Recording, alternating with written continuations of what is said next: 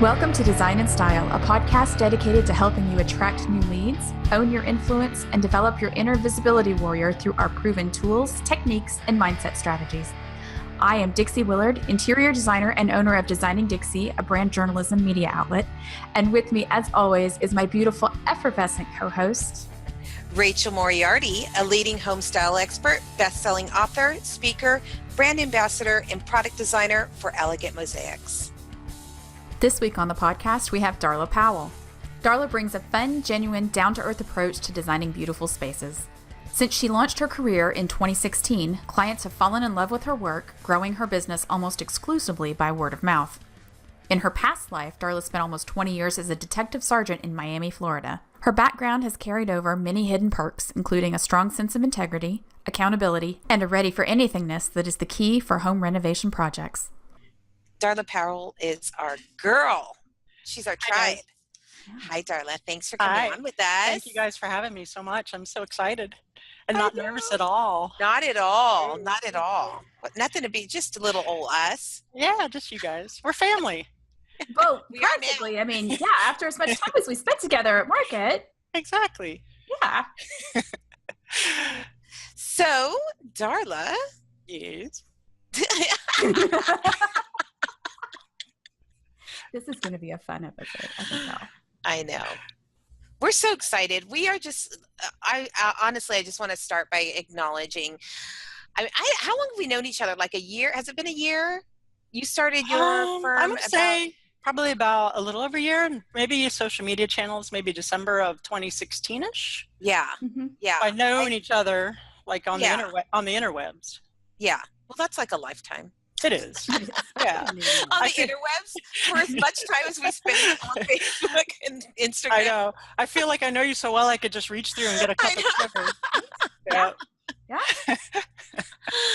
But no, honestly, I seriously want to acknowledge you because you made a huge splash in a very short time. I remember, I literally remember, like, right when you first started coming on, you came on kind of, like, I just remember seeing you all of a sudden everywhere. You know, it was like Tastefully Inspired, and then you were on Luann's podcast, and then you were in this group, and you were on that group, and you were just so funny, and the way you engaged, I almost instantly was just magnetized to you. Oh, I just loved your personality. And then we'll get into your story a little bit more. But once I found out your story, I was like, whoa, this girl is rad. And to bring it full circle, when I met you in person, I was telling Dixie, I mean, I was so shocked at just how, talk about effervescent. What did I tell you, Dixie? I was so, not like surprised, and I don't mean it in a bad way, but in person. It's like knowing that somebody is going to be great to meet, and then you meet them, and it's even better. Oh, wow. Thank you. That makes me very happy to hear because nerves. You know what I went? Hashtag oh my gosh, I'm going to meet all these people that I've known just in 2 dimensions and 3 dimensions. And I was nervous, but you know, once I saw you guys, it really was like, I've known these ladies forever. And it was just like this, just meeting a friend. Yeah. So it was super cool. So glad for you to say that. Thank you. You're welcome. Oh my gosh. We love following. We love that we've gotten to know you. We've followed your journey. Thank you. And, I definitely want to talk about you. I mean, I don't even know where to start. Because you have done so much I'm just trying to, I'm tracking back to all the things that you've done. In the short time, you've done a show house. Right? You know, that kind of. I was going to do a show house, but that actually turned out to be something a little bit different. So yes, I was invited to do a show house, but that's huge. It is humongous. But how it turned out is that, you know, we've only been in business full time for a year, and it ended up not being a show house in the normal sense of the word, but more of a museum renovation. Oh, wow. And so, yeah, I know. So once we started signing up, you know, after we signed up, they started sending us things like we were going to do a room in all hail Navy, right? Some glam, 20s deco glam. I published some of the mood boards afterwards, and they said, no, you can only use beige. Yeah, I know. Ouch. And then like, oh no, you can only do this. You can only use these materials in your show house. And I was like, gosh, you know, we've only been in business full time for a year, and you drop a lot of money on show houses. Oh, and they're done right. So it just didn't align with my mission at the time. So Mm-hmm. I graciously kind of said, this isn't really going to be Timing. yeah, the timing for Mhm. Darla Powell Interiors. And I learned my really first big lesson is how to say no. Yeah. Yeah. And it was nerve wracking because I'm like, oh my gosh, how do I say no to these people who invited me to do the show house? Yeah. But I had to. It was not a good move. So Yeah. That's That's- I'm working on a house right now that's it's a 1910 and it's all in that color with Nice. pink and gold accents. I Right. can't wait to show it. It's a historical home. I cannot wait to show it. That's one of my favorite colors, but that's really good. I mean, that's amazing that you did that. That must have been hard. It was very hard. It was crazy hard because I'm like, oh my gosh, I'm going to be ruined. I'll never get another show house. But I could not justify it.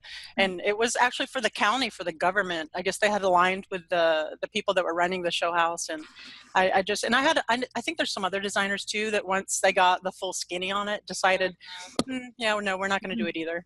But, Yeah. which really sucks kind of for everybody involved. But yeah, learn how to say no. So lesson 1. So you're doing that. You've done some beautiful projects. Thank you. Your taste is your style is impeccable. I love everything you do. Your blog posts. Oh my gosh. I love writing the blog. Your Instagram following. Yes, isn't that great? I don't know how that happened. No, I'm just kidding. That was a lot of diligence, a lot of time in the beginning. Like when you're like, oh, I saw you everywhere, right? Well, that's because I just started, so I really didn't have clients at the time. So since I've gotten work from Instagram and Facebook, pardon me, which we can talk about, visibility. I haven't been on there as much, but I have I'm pushing 13,000, almost to 13,000 in a little over a year. I'm going to say a year and 3 months-ish, maybe. Yeah. That's incredible. I And think that was actually the first thing I knew about you is Rachel said, have you heard about this Darla Powell? She's incredible. Look at her Instagram. Or you're going to know. Yeah. Yeah, and I've actually gotten clients from it. And people will ask me about your social media. And I see a lot of people, especially on, the design blog group, the group that we're in, that, that I run on Facebook, they're like, oh no, social media, I don't want to do it because it doesn't get me clients. But it's a long game thing, right? And I've actually gotten clients directly from it, if not clients that have just had my credibility supported by it. When you get there and they see the posts and the numbers, everybody wants to go with what's successful. We charge more money to get, to make ourselves appear like we're more expert, we're more successful, more desirable. The same thing with your social media and the social media numbers. And that's actually worked out really well. We've gotten a lot of clients from it. That's amazing. I am so happy to hear you say that because sometimes I think people don't believe me when I tell them that it's my number one referral source, and it's because of the way I leverage it, right? Exactly. And you can't just post one thing and say, oh, well, it didn't work. I mean, I call it my first home. Like this, where I'm sitting right now is my second home. Facebook is my first home, and you really do. You have, it's so layered. I mean, it's just so layered, that's one of the layers, right? Your website, your portfolio. And it's really a long-term game. You can't just go be in a pod for a week or two and get a few followers and say, okay, well, that's it. I gave it my best shot. It's really a long haul on that. You have to have the long. You had to bring up the pod, didn't you? You had to bring up the pod. Yeah. I am a pod. What do you call it? Acolyte. What do they say? Acolyte. Yeah. I don't know what that word means. Follower, I think, right? A follower. Yeah. You're in the group. No, I'm a pod failure. That. Yes. I have tried so many pods, and they are so hard for me. Yeah. And you even kicked me out of one of your pods. I didn't kick you out. Yeah, I left that pod. I left it. I kicked myself out. He left her, and I was the only one left. Her and all her friends. She's like, I left it with 14 of my friends, and you were the only one left. I didn't kick you out. I'm like, let's go. I said, if anyone's interested in joining me, let's go. And so I've totally changed my viewpoint on the pods too. I don't know if you guys saw my video. I loved that because that was my sense. Mm-hmm. Exactly what you said was the sense that I was getting. Every one of my followers on both is just, it's very organic. and it might not be huge. Exactly. But the engagement, my word, I can't tell you. So I feel like all of my followers are really quality, but go ahead and you can. Can you give us a quick recap for those, for the people who aren't in the Most Fabulous blog group on Facebook and haven't seen that video? Okay, so I do have a Facebook group called the Design Blog Laboratory, and in it I share blogging tips and also social media tips. And I did a video on, which was really kind of controversial actually, on pods. And what pods are is, on Instagram mostly was what I was referring to, but I suppose they could be anywhere, but I was speaking to Instagram, is basically a group messaging where everybody gets together and they agree to share their posts and like and comment on each other's posts. So to kind of rig the system and rig the algorithm. And I was doing it in the beginning, and it was very good for vanity metrics in the beginning. You're like, look at all the new followers I have. Look at all these comments. I am awesome. But the truth is they're not very genuine. It's all kind of rigged, and everybody's just doing it out of a duty. Obligation. Thank you. So now, especially as it pertains to your show and visibility, right? Authenticity is the key word here. So I've changed my mindset over to the long game and actually content and quality of content and focusing on Instagram stories. And yeah, you might not get 20 followers in a night, and you might not get, 100 comments, but the comments that you get are going to be real engaged people. Right. And key to everything is the return on investment, the ROI, right? So what are you getting out of pods from just a whole bunch of your peers commenting to boost up your analytics? Ego boost, really. So you would just want to think of what your return on investment is for being in a pod. Thanks for the dopamine hit. You're welcome. Darla, feel good.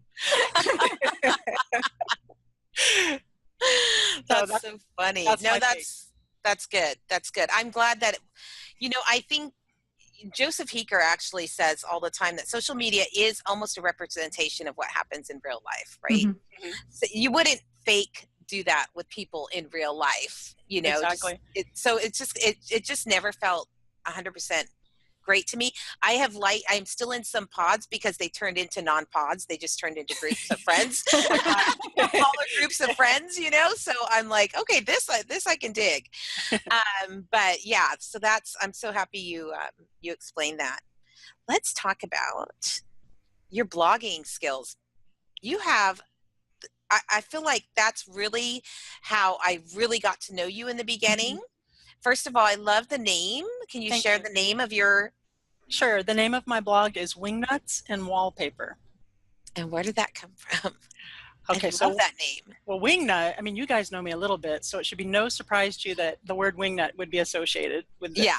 Right. All that.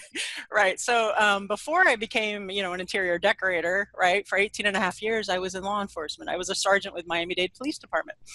And I've always been kind of ADD and kind of, out there. And I would go to calls.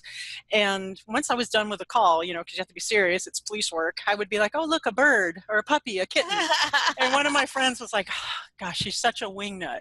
And I'm stuck. That's actually my nickname. If I'm in a place. No way. If I'm at Home Depot and someone asks the Home Depot guy, hey, do you have any wingnuts? I go, huh? What? I actually answer to it. So that's been my nickname for almost 20 years now. Wow. So I decided, let me own it. That's part of my past. That was almost 20 years of my history, and that is part of who I am.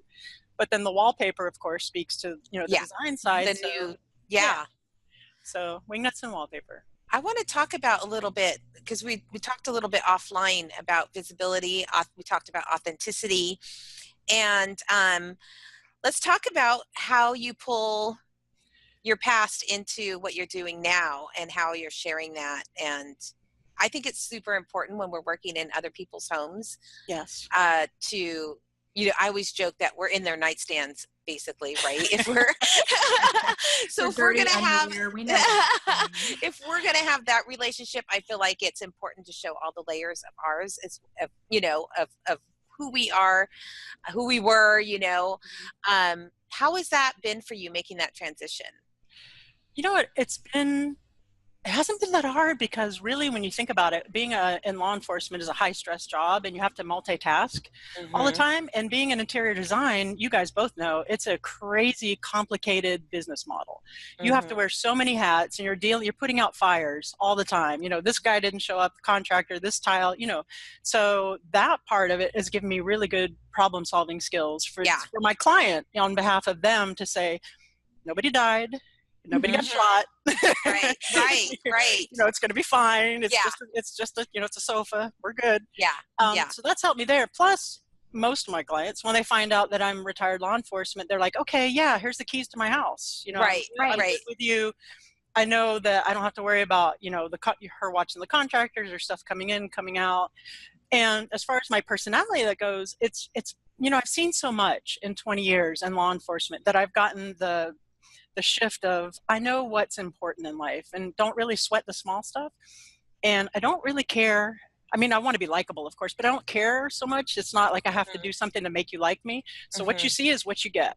So I think that translates to when I do meet clients to that, this is Darla. So she's not putting on any airs. What you see is what she gets. She's down to earth and real. And I think if I had tried to do this career 20 years ago, I might have fallen in some of the traps of trying to be something I'm not, you know, trying to be, you know, highfalutin hoity-toity or something, which I'm totally not. And that's only helped, you know, everything for a reason in its time. So when I was the private in corporate banking, and I was side hustling as a designer, because there was a time of about 6 months where I was doing both.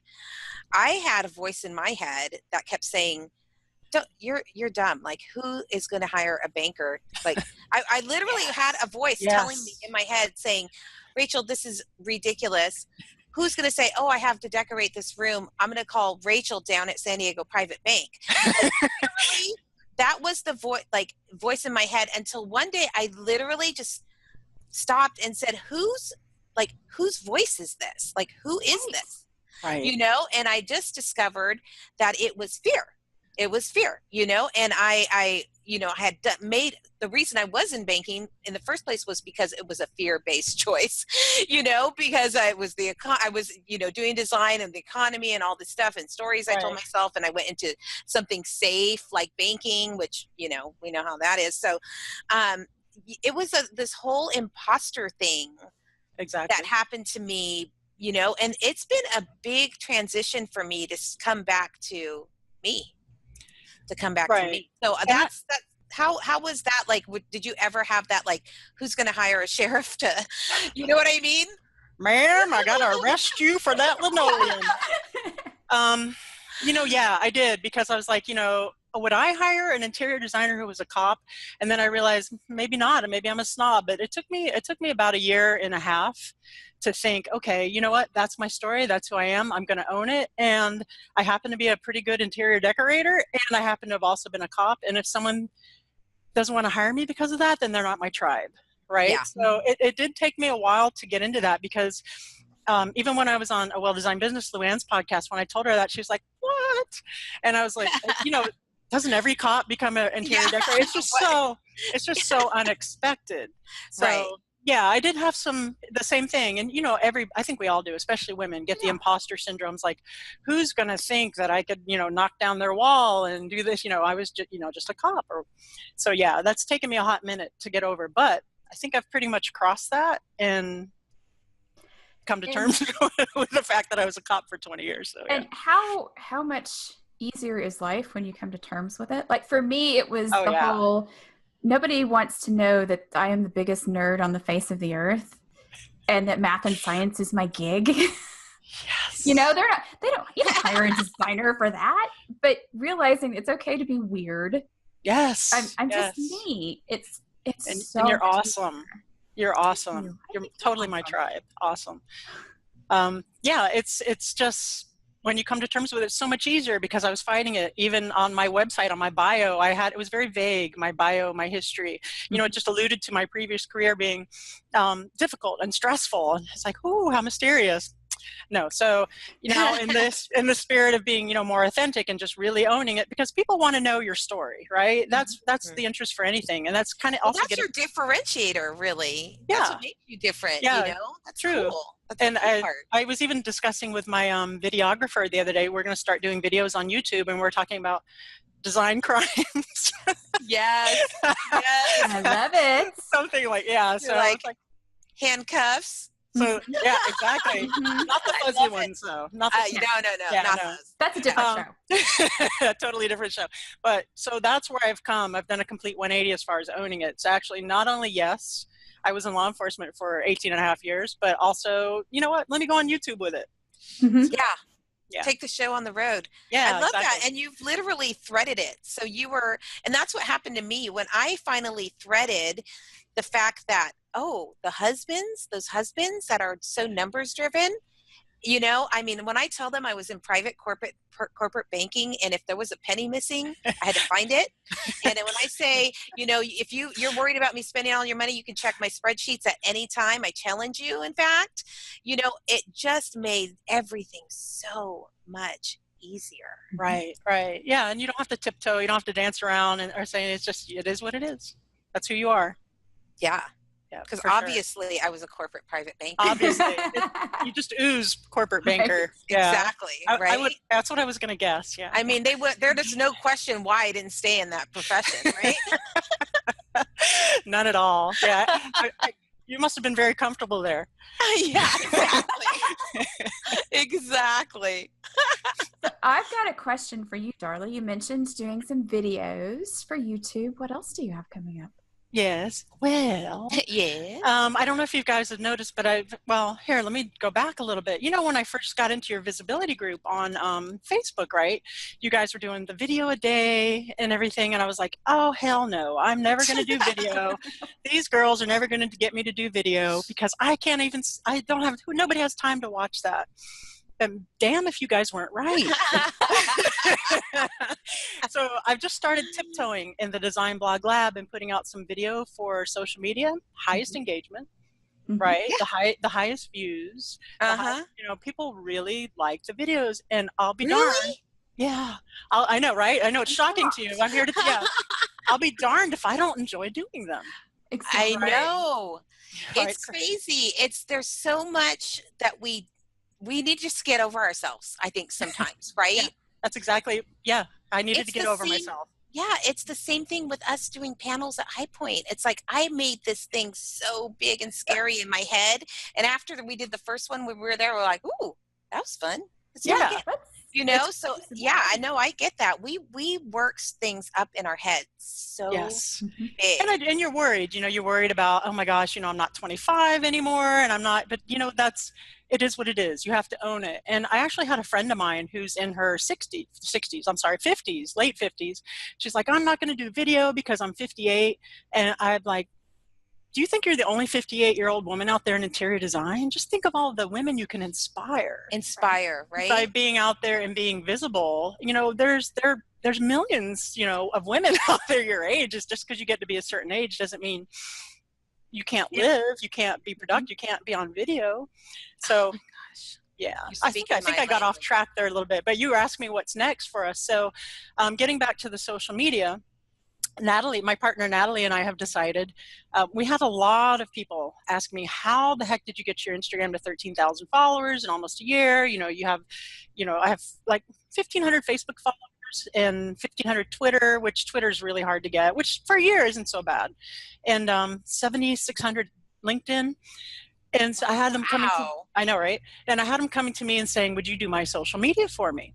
And I was like, oh, no, I really don't have time for that. I have to run the design firm. But after we got so many inquiries asking to do social media, I looked at my wife, Natalie, and I said, maybe there's something to this. Maybe we should look into this. So we have been researching the social media market, and we brought aboard some very talented and very knowledgeable social media managers. And we're actually going to be launching our own social media management firm specifically marketed towards interior designers called Wingnut Social.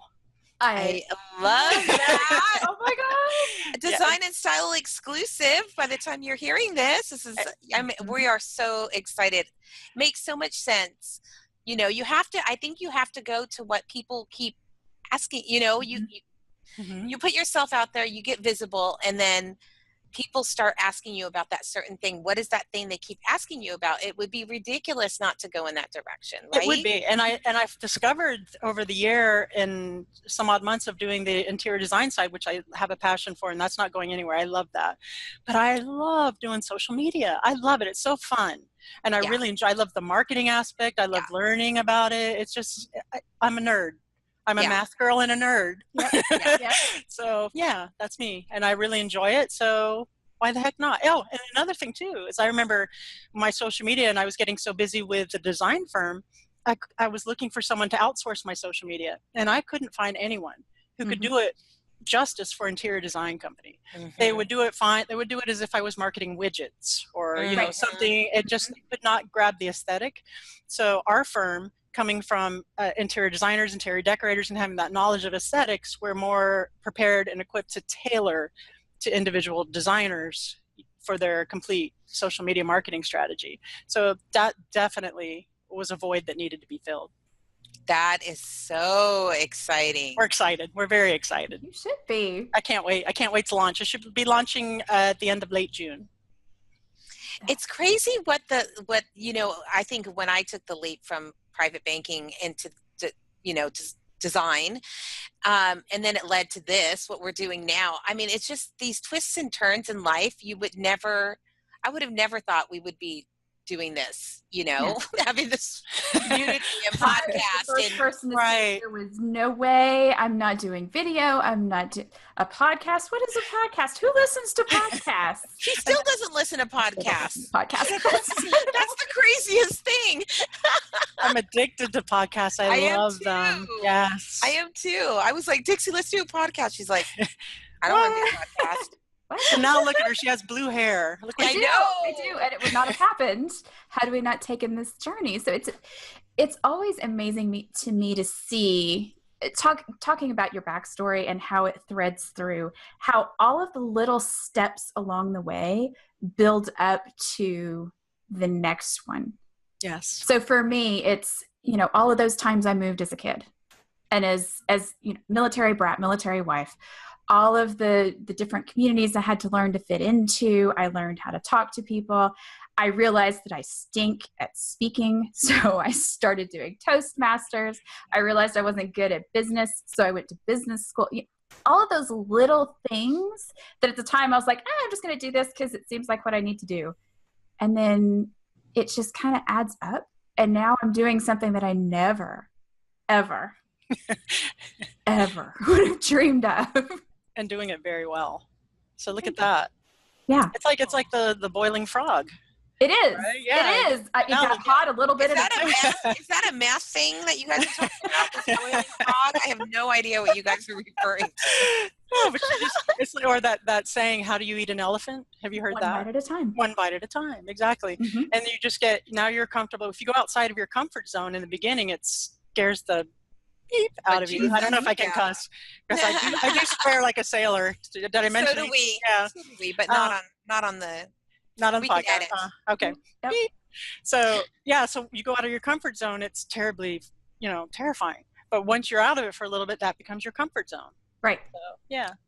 Yeah. That's one of our things we talk about all the time. Is we tell people to get uncomfortable and stay there. And it's kind of addictive at some point. It is actually feeling that anxiety and nervousness and excitement and I could see that. True, because even like before this podcast, I was a little nervous, and you know, you guys know we talked about it before we started, but it's exciting and it's a little bit of an adrenaline boost. So I totally get that. Going outside your comfort. Yep. I think when we've talked to people in our group too, and it's like, identify what it is first. You know, a lot of times we think everything is fear. And it stops us. Right. We think it's fear. We don't do that next thing. We don't do that next thing. But then, like, if you actually sit and think about it, and it's like, no, you were actually probably excited to get on and talk with us. You know what I mean? It's like, they're so close. Right. Excitement and fear are so close, but we label things fear. We put it in the fear category, Right. And now I'm like, oh, I can feel this like body thing happening. I'm like, oh, this is actually, I'm excited. Like, I'm not going to throw up. These are actually fun butterflies. You know what I mean? It's like, if you really pay close attention, you can really reframe that for yourself. Well, that's like the Mel Robbins, the 5-second rule. Have you heard of that? Yes. Yeah, exactly. Where basically, you just count down 5, 4, 3, 2, 1, and you tell yourself that adrenaline isn't nervousness, but excitement. And there was some of that happened today too. Yes. A little countdown. Yep. A little rocket launch over there. Yep. Definitely. I love it. So, Dixie, go ahead. I was going to say, we've been asking people. It's our newest thing, and we love it because we get the best answers. Okay. Tell us, why does visibility matter? Well, first of all, visibility matters because you want your story and your vibe and who you are to already be known to your potential clients, right? And actually, I'm working on this and doing video for my website. So when clients go to my website, they can already feel, just like I felt when I met you guys, that I already know you. I feel comfortable. I would invite you into my home tomorrow to decorate my house because, of course, it's Dixie and Rachel, and I already know them. They're like family to me. And when I said that, of course, we just met, but it does kind of feel that way. Mm-hmm. So it's so important. And not only that, but your potential clients, you attract your tribe, because I think it'll weed out some of the people who might not get you and save you that kind of heartache, right? Mm-hmm. So the people that are going to vibe with your personality, that are going to like you, are the ones who are going to come to you. So it's win-win all around. That's perfect. Let's just put a bow on it. Thank you so much, Darla, for coming on and talking to us. Thank you, guys. It was a real pleasure. Thank you. I adore you guys. Adore you. We're your raving fans. Just know that. Oh, yes. Absolutely. Thank you. Thank you so much. Thank you. Sometimes when it comes to visibility, it's hard to know where to start, how to start, what's truly important. Maybe you've already started, but instead of getting anywhere, you just feel lost and confused. Maybe you see others making great strides, but it seems like you're getting left behind. Or maybe your once successful visibility efforts just aren't getting you the attention they used to, thanks to new technology and an ever-changing industry. It's time for a change. It's time to take control, to stand up for yourself and your business. It's time to become a visibility warrior. Join us today at visibilitywarrior.com.